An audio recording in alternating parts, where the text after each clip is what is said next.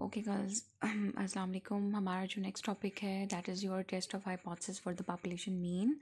और हमने इससे पहले भी जो लास्ट लेक्चर मैंने आपको शेयर किया था वो भी टेस्टिंग ऑफ हाइपोथेसिस ही थी पॉपुलेशन मीन के लिए, but for large sample size था। और उसके अलावा आपका जो पॉपुलेशन वेरिएंस था वो आपका नोन था, यानी आपका पॉपुलेशन जो वेरिएंस सिग्मा स्क्वायर था वो उस केस के अंदर नोन था आपका। तो हमने जी डिस्ट्रीब्यूशन का इस्तेमाल किया था, ठीक है। तो मैंने आपसे कहा था कि अगर आपका पॉपुलेशन वेरिएंस नोन हो तो फिर हमें सैम्पल साइज से कोई फ़र्क नहीं पड़ता, चाहे आपका छोटा हो चाहे बड़ा हो, लेस देन 30 हो ग्रेटर देन 30 हो, उससे कोई फ़र्क नहीं पड़ता अगर पॉपुलेशन वेरिएंस नोन हो, ठीक है। सूरत में आपकी जी डिस्ट्रीब्यूशन का ही इस्तेमाल होता है, जी स्टैटिस्टिक की यूज़ होती है।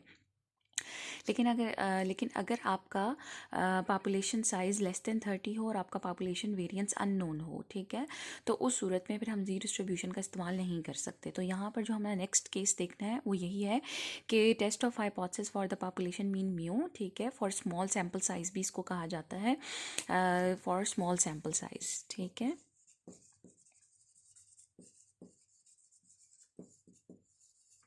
फॉर स्मॉल सैम्पल साइज़ भी इसको कहा जाता है, test of hypothesis for small sample size, ठीक है, फॉर पॉपुलेशन मीन म्यू। तो हम इसमें टी टेस्ट यूज़ होता है। इसके लिए क्यों हम कब इस्तेमाल करेंगे? पहला जो पॉइंट है that is your when population variance is unknown, कि जब आपका पॉपुलेशन वेरिएंस क्या होगा, अननोन होगा, यानी आपको क्वेश्चन में पॉपुलेशन वेरिएंस के बारे में कोई इन्फॉर्मेशन नहीं दी जाएगी।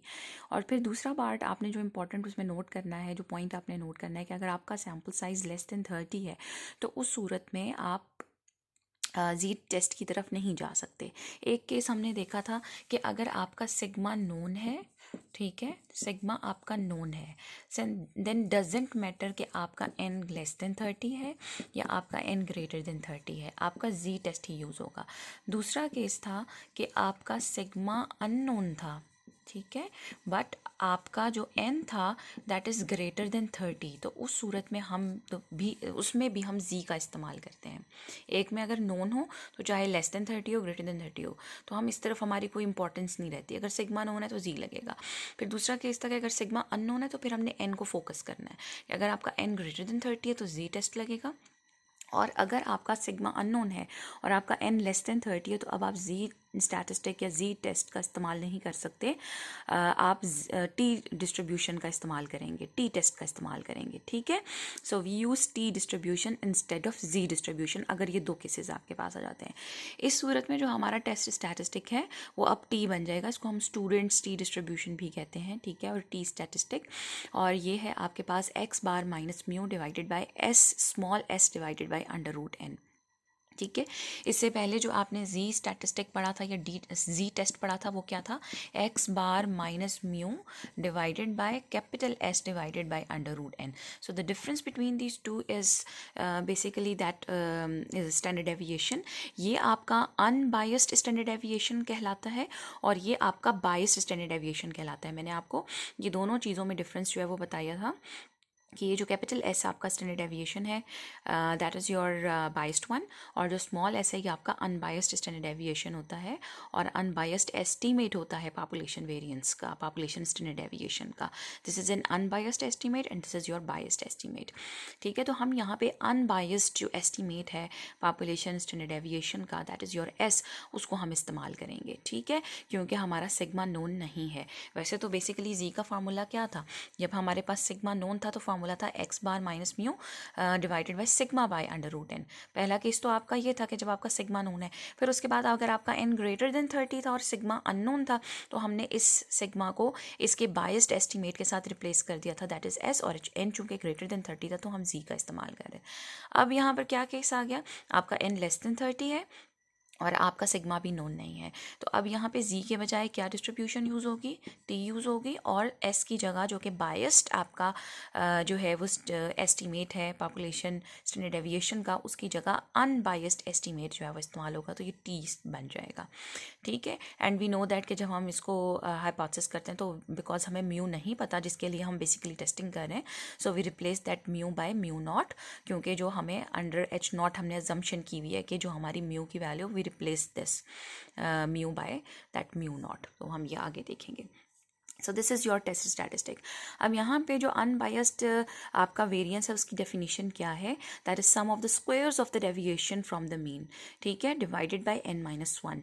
दोनों में क्या फ़र्क है, जो आपका बायस्ड और अनबायस्ड उसमें क्या फ़र्क है, ये आपका जो है बायस्ड एस्टिमेट है पॉपुलेशन वेरिएंस का, जो सिंपल हम वेरिएंस यूज़ करते आ रहे हैं फर्स्ट ईयर से, that is summation x minus x bar का whole square divided by n, sum of the squares of the deviation from the mean और डिवाइडेड बाय n, ठीक है। यहाँ पर क्या है, यहाँ n की जगह n-1 का इस्तेमाल हो रहा है। तो एक फार्मूला जो आप यूज़ कर सकते हैं, डिपेंड्स कि आप कौन सा फार्मूला यूज़ करते हैं या जो आपको इन्फॉर्मेशन दी गई अकॉर्डिंग टू दैट, ठीक है। हो सकता है आपको summation x minus x bar का होल स्क्वायर दे दिया जाए और n दे दिया जाए और आपसे कहें कि जी टेस्ट स्टैटिस्टिक लाएं, तो आपने s तो निकालना है। So by using this formula you have to find the unbiased estimate of the population variance, ठीक है, सिग्मा स्क्वायर।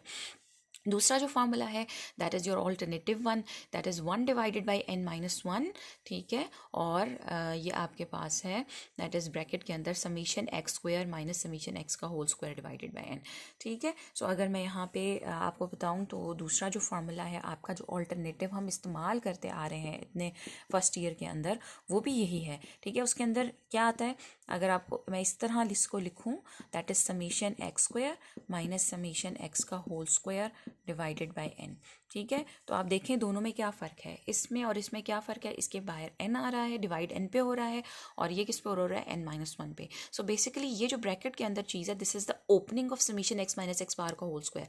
यानी जब मैं summation x minus x bar के whole square a minus b के होल स्क्वायर के फार्मूले से खोलती हूँ तो ये खुलता है, ठीक है, सॉल्व हो के ये चीज़ आती है। तो इसके नीचे इसके जो डिवाइड हो रही है बाहर टर्म वो n-1 है, ठीक है। और इसी तरीके से ये इसका फॉर्मूला था, ये भी ओपन होकर यही चीज़ आएगी, summation x square minus summation x का whole square divided by n, और ब्रैकेट के बाहर क्या आएगा, 1/n। अगर आपको अभी भी कंफ्यूजन हो रही है कि ये फार्मूला कौन सा है, सो आपको लग रहा होगा आपने काम किया है समीशन एक्स स्क्वायर, अगर मैं इसको अंदर मल्टीप्लाई कर दूँ n को, तो क्या बन जाएगा, summation x square divided by n, और ये n जो है वो स्क्वायर हो जाएगा, तो मैं इसको लिख सकती हूँ समीशन x ओवर n का होल स्क्वायर। तो बेसिकली आपने इसके साथ काम किया है। So this is that thing, आपने n को बाहर कॉमन कर लिया, ठीक है, सिर्फ समझाने के लिए कि इसके अंदर डिवाइड जो डिनोमिनेटर है n-1 होता है और इसमें n होता है, and this thing summation x square minus summation x का whole square divided by n, ये आपकी ओपनिंग है sum of the squares of the deviation from the mean की, ये इसका सोल्यूशन है, ठीक है। सो ये फार्मूला भी आपने याद रखना है। अगर आपको समीशन एक्स और समीशन एक्स स्क्वायर का सम्स दे दिए जाएं, ठीक है, तो आप इस फार्मूले का इस्तेमाल कर सकते हैं, ठीक है। और अगर डाटा दिया जाए तो डिपेंड्स कि आप ये वाला यूज़ कर लें या ये, जो आपको आसानी लगती है। फिर एक और जो फार्मूला हमारे पास है दैट इज़ जिसमें हम डी वेरिएबल का, डेविएशन वेरिएबल का इस्तेमाल करते हैं, और डी की डेफिनीशन क्या होती है, दैट इज़ एक्स माइनस ए, ठीक है, एक्स माइनस ए। आप काम कर चुके हैं इसके अंदर भी, वी नो दैट के जो चेंज ऑफ ऑरिजिन है उसका स्टैंडर्ड डेविएशन और वेरिएंस के ऊपर कोई इफेक्ट नहीं होता, ठीक है। आपने एस स्क्वायर के साथ भी काम किया डी के अंदर, आपने देखा कि summation D square over N और समीशन डी ओवर एन का होल स्क्वायर, यही फार्मूला होता था ना, ए के साथ आप ऐड कर रहे हैं ना कुछ कर रहे हैं। तो यहाँ पर भी यही है, जो आपका ब्रैकेट के अंदर एक्स है वो डी के साथ रिप्लेस हो जाएगा इन सिंपली, और यहाँ पे 1/n-1 उसी तरीके से आएगा बाहर। और डी की डेफिनेशन क्या, एक्स माइनस ए, किसी भी एज्यूम मीन के साथ आप डेविएशंस लेके जो है वो फॉर्म डी वेरिएबल इंट्रोड्यूस करवा सकते हैं, डी स्क्वायर डी, और फिर यहाँ से फार्मूला जो है वो फाइंड आउट कर सकते हैं। सो बेसिकली जो हमारा टेस्ट स्टैटिस्टिक है, you have to remember that कि आप टी टेस्ट की तरफ क्यों जाएंगे, it's a small sample case, ठीक है। एक तो आपका पॉपुलेशन वेरिएंस जो है वो अननोन है, ठीक है, आपको नहीं पता उसके बारे में, और दूसरा आपका सैम्पल साइज लेस देन 30 हो। अगर ये दोनों चीज़ें हैं आपके क्वेश्चन के अंदर, सिग्मा भी अननोन है और सैम्पल साइज लेस देन 30 है, तो अब आप जी स्टैटिस्टिक का इस्तेमाल नहीं करेंगे, आप टी स्टैटिस्टिक का इस्तेमाल करेंगे। और आपका ये टी स्टैटिस्टिक है जिसके अंदर अनबायस्ड स्टैंडर्ड डेविएशन जो है वो इस्तेमाल होता है, और उनके ये फार्मूलाज हैं आपके, ठीक है। इसके डिनोमिनेटर में n-1 आता है। सो हमारा जो प्रोसीजर है वो क्या है, उसी तरीके से जिस तरीके से हमने hypothesis testing for population mean for large sample size और फॉर नोन वेरिएंट्स किया था, इसी तरीके से सबसे पहले हमने अपना हाइपोथेसिस बनाना है, null hypothesis and according to that alternative hypothesis. आपके पास 3 है, तीनों में से कोई भी शक्ल आपकी इख्तियार हो सकती है, लेस देन भी हो सकता है, ग्रेटर देन भी, और नॉट इक्वल टू का साइन भी। और मैंने आपको बताया था कि जो आपका क्रिटिकल रीजन है वो आपका ऑल्टरनेटिव हाइपोथेसिस डिसाइड करेगा। अगर आपका H1 के अंदर, आपके ऑल्टरनेटिव हाइपोथेसिस के अंदर जो है वो लेस देन का साइन है तो उसी तरीके से आपका सारा क्रिटिकल रीजन आपकी लेफ्ट टेल के ऊपर पड़ा हुआ होगा। और यहाँ पे ये टी अल्फ़ा और ये डिग्री ऑफ फ्रीडम, इसके अंदर वी जो हम देख रहे हैं कि जब आप टी स्टैटिस्टिक की वैल्यू निकालते हो तो आपको डिग्री ऑफ फ्रीडम की ज़रूरत पड़ती है और वो है n-1। ठीक है, वही जो आपका डिनोमिनेटर में आ रहा है that is degree of freedom, that is n-1, जो कि आप टेबल में इस्तेमाल करते हैं। अगर आपके H1 के अंदर ग्रेटर का साइन आ रहा है तो आपका सारा क्रिटिकल रीजन आपकी राइट टेल के ऊपर पड़ेगा और आप अपनी क्रिटिकल वैल्यू निकालेंगे टी अल्फ़ा वी के साथ, यहाँ sorry minus T alpha V और यहाँ पे टी अल्फ़ा वी। और अगर आपके पास नॉट इक्वल टू का साइन है तो दोनों साइडों पे क्रिटिकल रीजन होगा आपका। ठीक है, यहाँ पर भी होगा और यहाँ पर भी होगा और हम अल्फ़ा को 2 हिस्सों में डिवाइड करेंगे, that is T alpha by 2, ये minus T alpha by 2 with degree of freedom V इससे निकलेगी माइनस के साइन के साथ, और ये T alpha by 2 with degree of freedom V plus के साथ। So that is basically the case. फिर उसके बाद हमने जो है वो अल्फ़ा हमें दिया हुआ होगा, नहीं दिया हुआ तो हम 1% पे या 5% पे टेस्टिंग कर सकते हैं, अगर नहीं गिवन तो। क्रिटिकल रीजन उसी तरीके से अभी मैंने बताया, या तो टी ये जो वैल्यू है this is your T calculated, जिस तरीके मैंने जी से आपको समझाया था कि ये जो निकलेगी वैल्यू जो हम डाटा से निकालेंगे इसको हम कहते हैं टी कैलकुलेटेड भी कह सकते हैं, और ये जो वैल्यू है this is your t tabulated. तो टी कैलकुलेटेड की वैल्यू को टी टैबुलेटेड वैल्यू से कंपेयर करना है। अगर आपकी टी कैलकुलेटेड की value less than minus T alpha by 2 v आ जाती है तो हम क्रिटिकल रीजन में फॉल कर जाएंगे, ये क्रिटिकल रीजन डिफाइन कर रहे हैं ना। सो टी कैलकुलेटेड की वैल्यू अगर लेस देन दैट आ जाती है तो क्रिटिकल रीजन है, हम अपने H0 को रिजेक्ट कर देंगे। अगर आपका ये वाला केस है, अगर टी कैलकुलेटेड की वैल्यू टी अल्फ़ा और वी से बड़ी आ जाती है तो क्रिटिकल रीजन में फॉल कर जाएगी। ठीक है, अगर इससे बड़ी आ जाती है तो रिजेक्ट H0। और अगर आपका 2 टेल टेस्ट है, सो अगर आपकी टी कैलकुलेटेड की वैल्यू या तो इस minus T alpha by 2 V से लेस आ जाए, या फिर आपकी जो है वो टी सॉरी मैंने यहाँ पे रेंज लिख दी है दोनों, ये नहीं, ये तो एक्सेप्टेंस रीजन बन गया। अगर आपकी टी कैलकुलेटेड की वैल्यू जो है वो क्या आ जाए, टी कैलकुलेटेड की वैल्यू लेस देन दैट आ जाए, minus T alpha by 2 v आ जाए, या फिर टी कैलकुलेटेड की वैल्यू आपकी greater than t alpha by 2 v आ जाए। ठीक है, या तो इससे लेस हो जाए या इससे बड़ी हो जाए, तो दोनों साइडों पे क्रिटिकल रीजन है, कहीं पे भी फॉल कर जाएगी तो हम अपने H0 को रिजेक्ट कर देंगे। ठीक है, और फिर टेस्ट स्टैटिस्टिक आपने निकालना है, पहले आपने क्रिटिकल रीजन डिफाइन कर लिया, फिर हमने कंप्यूट कर लिया, और फिर हमने कंपैरिजन कर लिया, और फिर हमने डिसीजन ले लिया। So these are all the steps जो आपने फॉलो करने हैं। सो ये है आपका test of hypothesis based on small sample, हम इसको स्मॉल सैम्पल भी कहते हैं, स्मॉल सैम्पल साइज, और इसको टी डिस्ट्रीब्यूशन का नाम भी दिया जाता है। फिर आप यहाँ पे देखें जो है example 17.10, a random sample of 9 individuals from the large city gave a mean height of 68 inches and the unbiased estimate small S square. नज़र आ रहा है आपको, अनबायस्ड एस्टीमेट उसने दिया है पॉपुलेशन वेरिएंस का। ठीक है, found from the same sample was 4.5, यानी इसी सैम्पल 68 सैम्पल से आपने जो है सॉरी सैम्पल कितने का लिया हुआ है, 9 इंडिविजुअल्स का, 9 इंडिविजुअल का। तो एन जो है वो आपका 9 हो गया, और उन 9 इंडिविजुअल्स का जो सैंपल दिया था उनकी जो मीन हाइट निकली वो 68 इंच निकली, और उनका जो अनबाइस्ड एस्टीमेट था पॉपुलेशन वेरिएंस का unbiased estimate found from the same sample से जो निकाला गया that is 4.5, it means S square. ठीक है, तो वेरिएंस दिया हुआ है, ठीक है, population variance S square. Test the hypothesis the mean height of the individuals of the city is 68.5। तो यहाँ पे वो क्या कहना चाह रहा है कि आप हाइपोथेसिस को टेस्ट करें कि जो मीन हाइट है इंडिविजुअल्स सिटी में, जो जितने भी इंडिविजुअल्स हैं उनकी जो मीन हाइट है वो 68, तो इसका मतलब है ये पॉपुलेशन के मीन की बात कर रहा है कि आप अपने हाइपोथेसिस को टेस्ट करें इस पॉपुलेशन के मीन के लिए। ठीक है, और आपने अपना लेवल ऑफ सिग्निफिकेंस अल्फा 0.05 लिखना है।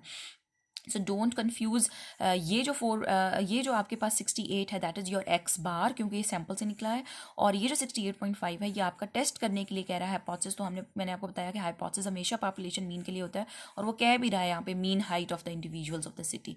ठीक है, तो कोई सैंपल की बात नहीं कर रहा। So this is your mu. तो H0 क्या बनेगा, mu is equal to 68.5 inches, और वर्सेज H1 क्या होगा, नॉट इक्वल टू का साइन, क्योंकि उसने यहाँ कोई नहीं कहा कि ज़्यादा है या कम है, उसने कहा है कि टेस्ट करें बस, तो हम उसको कहेंगे कि नहीं है जी, तो नहीं है तो इसका मतलब है कम भी हो सकती है और ज़्यादा भी हो सकती है, दोनों साइडों पे हमारा क्रिटिकल रीजन है। ठीक है, तो हमारा जो लेवल ऑफ सिग्निफिकेंस है दैट इज़ 0.05 और क्रिटिकल रीजन जो है वो हमारा जो है 2 टेल्ड बनेगा 0.05 के कॉरस्पॉन्डिंग। अब हम अल्फ़ा को 2 पार्ट्स में डिवाइड, हमारा अल्फ़ा 0.05 है, सो हमारा अल्फ़ा बाई 2 जो हो जाएगा दैट इज़ 0.025 और डिग्री ऑफ फ्रीडम जो आपके पास है दैट इज़ v-1, v जो है आपके पास दैट इज़ n-1 और n कितना है 9-1 that comes out to be 8। तो आपने क्या करना है कि यहाँ पे अपने टेबल के अंदर जाना है, जो लास्ट में आपको टेबल दिया हुआ है, ठीक है, ये देखें, और यहाँ पर आपने ये जो अल्फ़ा बाई 2 की वैल्यू आपके पास आई है दैट इज़ 0.025, ठीक है, और आपका डिग्री ऑफ फ्रीडम कितना है 8, तो वैल्यू कितनी आ गई 2.306। इसका मतलब है एक -2.306, यहाँ के लिए जो वैल्यू आई है ये कितनी आई है -2.306, ठीक है, और यहाँ के लिए कितनी आई है +2.306। तो 2 क्रिटिकल रीजन आपके पास आ गए, ठीक है। एक क्रिटिकल रीजन क्या आ गया कि अगर आपकी टी कैलकुलेटेड की वैल्यू लेस देन -2.306 हो जाती है या फिर आपकी टी कैलकुलेटेड की वैल्यू ग्रेटर देन 2.306 आ जाती है, तो this is your critical reason.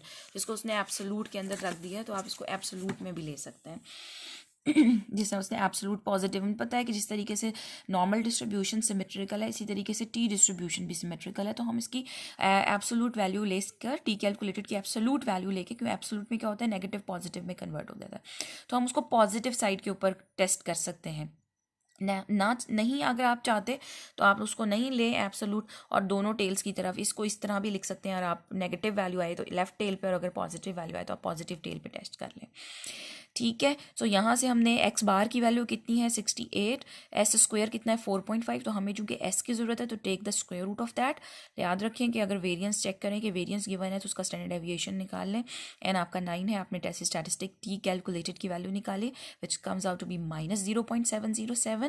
तो अब आपकी देखें नेगेटिव वैल्यू आ रही है, तो आप उसको टेस्ट करेंगे फ्रॉम योर नेगेटिव साइड यहाँ पर, ठीक है। तो ये आ रही है -0.707, सो -0.707 डेफिनेटली इधर तो नहीं आएगी, तो -3 -4 जा रहा है, तो यहाँ पर कहीं आपका रेंज के अंदर जो है वो आपकी -0.707 0.707 है आपकी, तो इधर पीछे ही कहीं पे -0 फिर -0 है फिर -1 है, ठीक है, फिर -2 है, तो इधर पॉजिटिव या आपका एक्सेप्टेंस रीजन है इसके अंदर फॉल कर रही है, इस रेंज के अंदर -2.303 और 2.306 प्लस के दरमियान लाई कर रही है, so this falls in your acceptance region, ठीक है। सो जो है अगर आप चाहें तो आप पॉजिटिव वैल्यू लेके राइट साइड पे टेस्ट कर दें, नहीं तो हम देख रहे हैं कि अगर हम नेगेटिव वैल्यू से टेस्ट करें इससे तो आपका जो क्रिटिकल रीजन है उस ये क्रिटिकल रीजन में फॉल नहीं कर रही, तो we accept our H0 and we say कि हमारा जो मीन हाइट है वो 68.5 इंचेस ही है जो उसने कही थी। तो देखें म्यू के अंदर उसने क्या इस्तेमाल किया 68.5, डोंट यूज़ एक्स बार।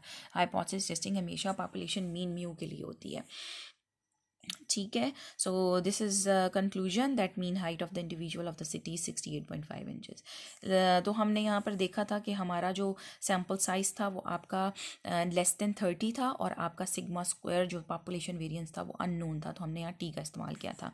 इसी तरीके से 9 इंडिविजुअल्स हैं जो कि एक रैंडम चूज़ है नॉर्मल पॉपुलेशन से, उनकी हाइट इन इंचेस आपको दी हुई है, तो यहाँ डाटा गिवन है in the light of data test the hypothesis the mean height of the population is.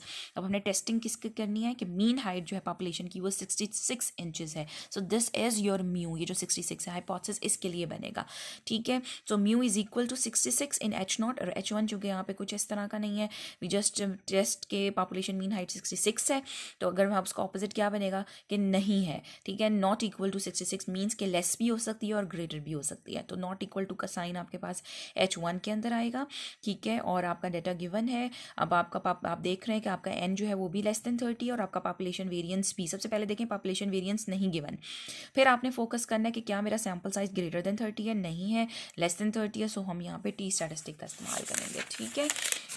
सो यहाँ डेटा गिवन था। सो अब वो यहाँ पे आपको जो फार्मूलाज हमने देखे थे वो एक एक करके सारे आपको इस्तेमाल करके बताएगा। पहले वो ये फार्मूला यूज़ कर रहा है कि अगर आपके पास डेटा गिवन हो तो आपने ये mu is equal to 66 inches, फिर mu H1 mu is not equal to 66 inches, ठीक है, यह आपके पास आ गया। फिर लेवल ऑफ सिग्निफिकेंस अल्फ़ा 0.05, यह आपके पास आ गया, ठीक है। क्रिटिकल रीजन अब आपका टू टेल बनेगा, उसी तरीके से आपने फाइंड आउट किया 0.05 पे वही क्रिटिकल रीजन होगा, -t लेस देन -2.306 और ग्रेटर देन 206, ठीक है। और फिर उसके बाद x की वैल्यूज़ x माइनस एक्स बार, तो सबसे पहले हमें x बार फाइंड आउट करना पड़ेगा टू फाइंड द डेविएशंस, जो कि 67 आ गया, समीशन x बाई n करके डेविएशन ली, डेविएशंस का स्क्वायर किया, सम किया, और यहाँ से हमने डिवाइडेड बाय n-1 करके अनबायस्ड वेरिएंस फाइंड आउट कर लिया, उसका स्टैंडर्ड डेविएशन ले लिया, टेस्ट स्टैटिस्टिक निकाला which comes out to be 1.28, ठीक है। So if I compare that 2.306 से बड़ी आनी चाहिए थी, ठीक है। अगर क्रिटिकल रीजन में फॉल करती तो इससे बड़ी होनी चाहिए थी टी कैलकुलेटेड की वैल्यू, एब्सोलूट वैल्यू, बट वो बड़ी नहीं है, एक्सेप्टेंस रीजन में फॉल करी है। So we accept our H0 and we say कि जो हाइट है पॉपुलेशन की वो अंडर H0 क्या लिखी हुई है, दैट इज 66 इंचज़, तो 66 इंचज़ ही है, चेंज नहीं हुई है। फिर 17.11 है, certain drug was given to the 10 patients, 10 patient को एक ड्रग दी गई and the following increments in their blood pressures were observed, उनके ब्लड प्रेशर में जो इंक्रीमेंट आया सो उसको ऑब्जर्व किया गया। इंक्रीमेंट कैसे निकलता है कि पहले मेडिसिन देने से पहले उनका ब्लड प्रेशर चेक किया गया और फिर मेडिसिन देने के बाद उनका ब्लड प्रेशर चेक किया गया और फिर उनका डिफरेंस लिया गया। तो कुछ देख रहे हैं कि आप डिफरेंसेस पॉजिटिव आ रहे हैं, कुछ नेगेटिव आ रहे हैं, कुछ का इंक्रीज कर गया, कुछ का डिक्रीज कर गया।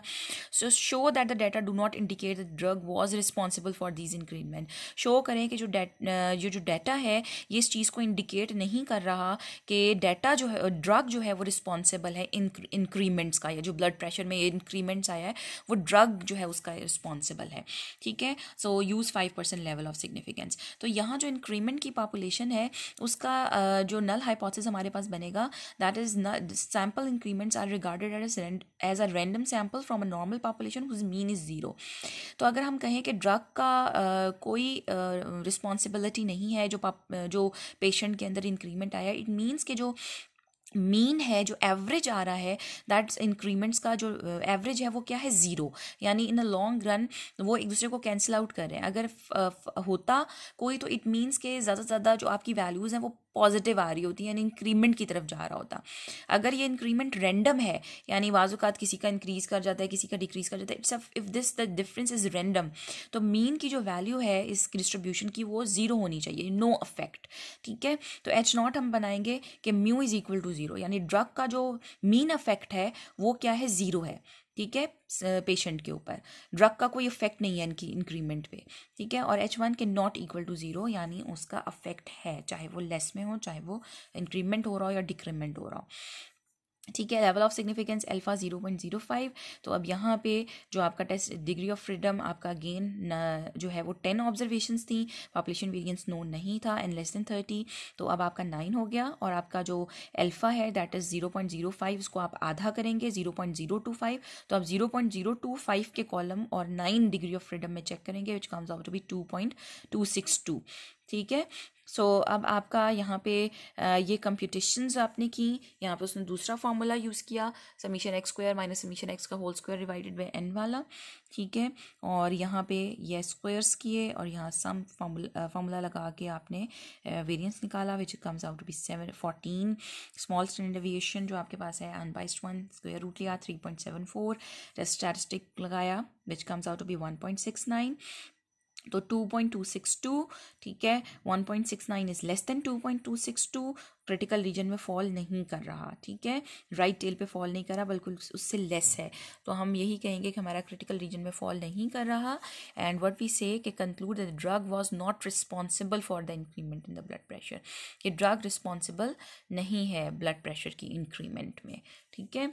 फिर उसके बाद 17.12 है, 10 individuals were chosen at random from the normal population, the height in inches are found to be this in the highlight of this data test hypothesis, तो आप ये अब कर सकते हैं, you can do that. Sigma unknown है, population variance known नहीं है और n लेस देन 30। अब यहाँ पर जो उसने फार्मूला यूज़ किया है वो ये डेविएशन वाला है, तो यू कैन डू दैट, आप ये कर चुके हैं standard deviation. Test the mean breaking strength of 6 ropes manufactured by the company showed a mean breaking strength of x bar this standard deviation this. तो हमने 6 ropes ली, ठीक है, और उनकी मीन ब्रेकिंग स्ट्रेंथ को मेजर किया। मीन ब्रेकिंग स्ट्रेंथ जो निकली है 6 ropes की वो 7800 न्यूटन है, और उसका स्टैंडर्ड डेविएशन है, तो आप देख रहे हैं स्मॉलेस्ट लिखा हुआ है अनबाइस्ड 150 न्यूटन है। Whereas the manufacturer claims a mean breaking strength of 8000 Newton, जबकि मैन्युफैक्चरर क्लेम कर रहा है कि जितनी भी उसकी प्रोडक्शन है, जितनी भी पॉपुलेशन है उसकी, उसका जो मीन है, प्रोडक्शन का जो मीन है, मीन ब्रेकिंग स्ट्रेंथ वो 8000 न्यूटन्स है। Can we support the manufacturer claim at the level of significance this and this? 2 levels पे आपने टेस्ट करना है। तो मीन ब्रेकिंग स्ट्रेंथ जो वो कह रहा है, यानी वो पॉपुलेशन की मीन ब्रेकिंग स्ट्रेंथ कह रहा है 8000 न्यूटन। हमने उसको टेस्ट करने के लिए 6 ropes जो है वो यूज़ किए और उनकी मीन ब्रेकिंग स्ट्रेंथ निकाली है। सो हमने ये यूज़ नहीं करना, डू रिमेंबर दिस, हमने इसको इस्तेमाल करना, दिस इज़ आवर म्यू, ठीक है। तो अंडर एच नॉट हम लिखेंगे mu is equal to 8000 newton, ये मैन्युफैक्चरर का क्लेम है, ठीक है। और उसका क्लेम का ऑपोजिट क्या है कि 8000 न्यूटन से लेस है। डेफिनेटली हम मैन्युफैक्चरर के क्लेम को जब रिजेक्ट करेंगे जब उसका जो मीन ब्रेकिंग स्ट्रेंथ जो आपके पास है वो लेस देन 8000 न्यूटन हो जाएगी, ठीक है। ग्रेटर देन 8000 न्यूटन है तो उसका क्लेम तो मजीद वैलिड हो जाएगा, इसलिए उसका जो ऑल्टरनेटिव हाइपोथेसिस है वो बनेगा mu is less then 8000 Newton, उसका क्लेम का बिल्कुल ऑपोजिट, ठीक है। सो अब यहाँ पे जो लेवल ऑफ सिग्निफिकेंस है वो 2 है, दोनों पे आपने टेस्ट करना है। तो अभी आप यहाँ देखें कि आपका लेस देन का साइन है, it's a 1 tail test, it's not the 2 tail test, तो अल्फा ही रहेगा, आपने इसको आधा नहीं करना। सो अल्फा 0.05 और आपका जो एन था वो कितना था, 6 था, तो एन अब आपका 5 हो जाएगा, डिग्री ऑफ फ्रीडम 5। तो आप 0.05 के कॉलम में और 5 डिग्री ऑफ फ्रीडम पे चेक करेंगे तो -2.015, क्योंकि लेस देन का साइन है, तो ये वाली टेस्टिंग आपकी होगी। तो एक आपका बन रहा है टी जो है वो 0.05 और डिग्री ऑफ फ्रीडम 5, तो 5 पे और 0.05 पे चेक करेंगे, जो भी वैल्यू आएगी माइनस के साइन के साथ रखेंगे, और जब आप चेक करेंगे 0.01 पे तो आपने एक जो वैल्यू चेक करनी है दैट इज माइनस टी 0.01 और डिग्री ऑफ फ्रीडम जो है वो 5 पे, तो दोनों पे आपने वैल्यू को फाइंड आउट करना है। तो यहाँ पे देखें तो एक वैल्यू निकली है -2.015, ये आपकी क्रिटिकल वैल्यू है, और एक -3.365 फॉर 1%, ठीक है। डिग्री ऑफ फ्रीडम आपका 5 है। तो अब यहाँ पे आपको गिवन थी सारी चीज़ें, आपने -3.27 निकला आपका।